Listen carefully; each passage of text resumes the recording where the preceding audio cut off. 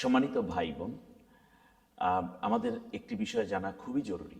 সেটা হচ্ছে আইয়ামে তাশরিক, যেটা হচ্ছে 9 জিলহজ থেকে 13ই জিলহজ পর্যন্ত 23 ওয়াক্ত নামাজ যা ফরজ।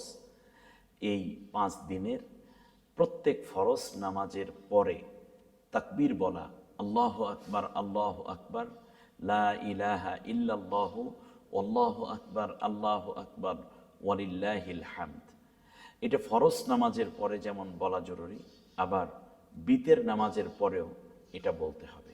যেহেতু বিতের ওয়াজিব নামাজের পরেও এই তাকবীরটি বলা জরুরি।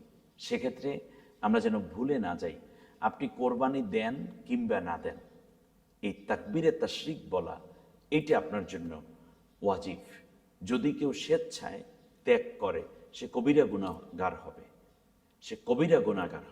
সুতরাং মা বোনরাও এ কথাটা খুবই মন দিয়ে শ্রবণ করুন। ধনী হন কিংবা গরিব, আপনি কোরবানিদাতা হন কিংবা কোরবানি না দেন, অবশ্যই আপনার এই তাকবীরে তাশরিক বলতে হবে প্রত্যেক ফরজ নামাজের পরে। এ গেল একটা দিক। দ্বিতীয় হচ্ছে, আমরা যেই কাজটি করব, যদি কখনো ভুলে যান যে তাকবীরে তাশরিক বলতে আপনি ভুলে গেছেন, তাহলে যখনই মনে হবে সাথে সাথে তাকবীরে তাশরিকটা বলতে হবে।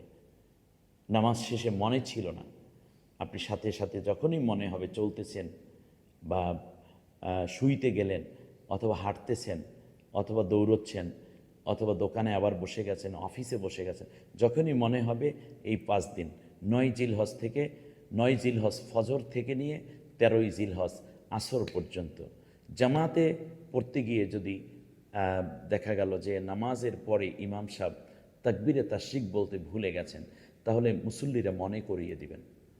অথবা ইমাম মুসল্লি সবাই যদি ভুলে যান, ইমাম সাহেব পরবর্তী জামাতে যখন আসবেন সাথে সাথে তিনি মুসল্লিদেরকে অবহিত করে দিবেন যে অমুক ওয়াক্তের তাকবীরে তাশরিক রয়ে গেছে, আমরা সবাই সেই তাকবীরটা বলুন। একবার বলা ওয়াজিব, 3 বার বলুন, 5 বার বলুন, 10 বার বলুন।